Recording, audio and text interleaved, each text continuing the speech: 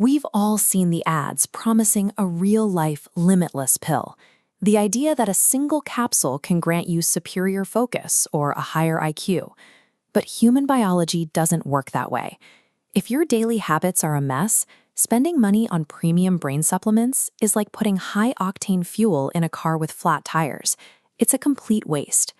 This chart breaks down what actually moves the needle for cognitive health. Up here in the high-effort, high-impact corner, we have the biological non-negotiables: a full night of sleep, a nutrient-dense diet, and regular exercise. You cannot out-supplement a 4-hour sleep cycle or a diet of highly processed food. When people look for a quick fix, they end up down here, buying into expensive proprietary blends that ignore actual biological deficits. We are throwing out the marketing hype. Today, we're looking strictly at the clinical, peer-reviewed data on what actually works for general brain health, and specifically for managing ADHD. Supplements function as targeted interventions to bridge specific biological gaps. They work alongside foundational habits and medication, rather than substituting for them. Let's start with the foundational layer. Think of this as general armor for your brain, and the first piece of that armor is creatine. Most people associate creatine with lifting weights, but taking 5 grams a day actually increases the phosphocreatine levels in your brain by 10 to 15%. This chart shows the clinical outcome. The 10 to 15% increase in phosphocreatine correlates directly with a 30% reduction in the rate of cognitive decline. It also measurably speeds up mental processing when you're fatigued.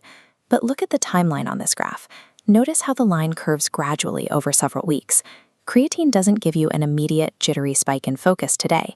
It requires daily consistency to fully saturate the brain tissue over time.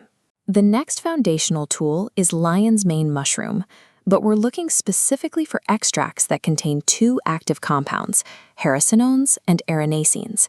These specific low molecular weight molecules are unique because they actually cross the blood-brain barrier. Once inside, they stimulate nerve growth factor, or NGF, which your brain uses to maintain and grow new neural connections.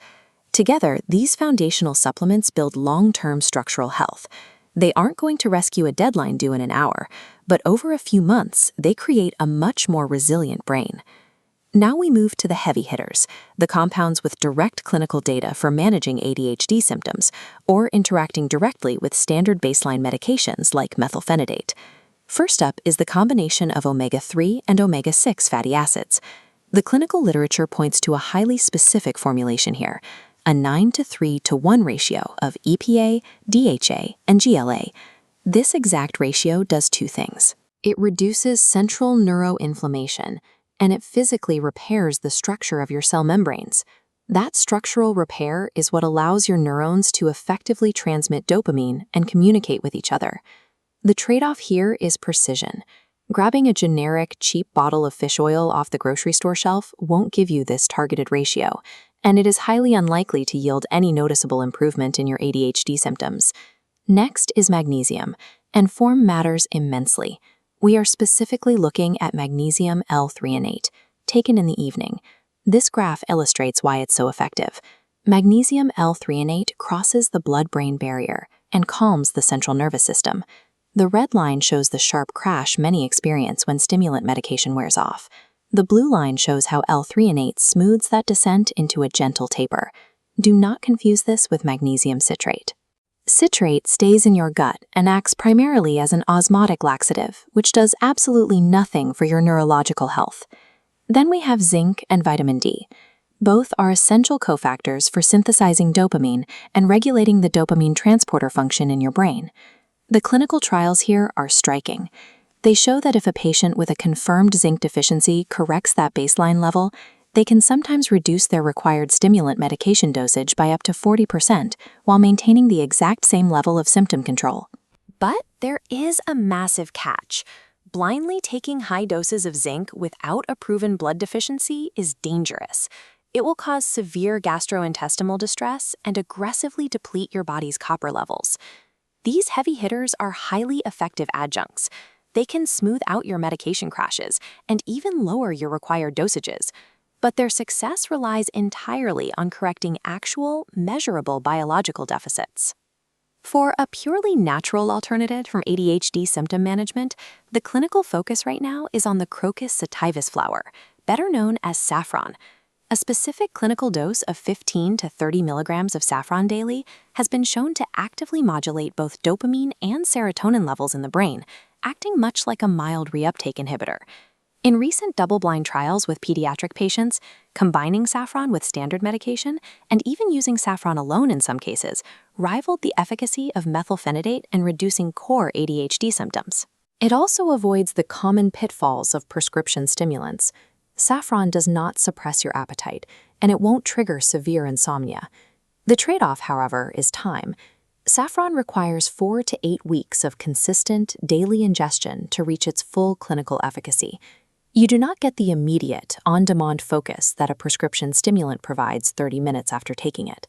For those trying to avoid traditional medications, saffron is a highly viable alternative. You just have to be patient enough to weather the cumulative buildup period. Beyond ADHD, there are broader nootropic stocks for focus. Combining L-Theanine with caffeine, for example, smooths out your central nervous system, giving you sustained alertness without the jittery energy spike.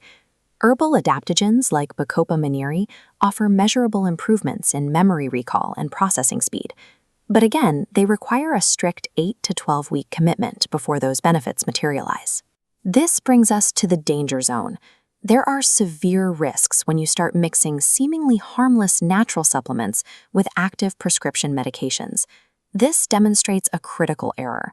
Taking a standard vitamin C supplement within an hour of an amphetamine-based ADHD medication alters the pH of your stomach and blood.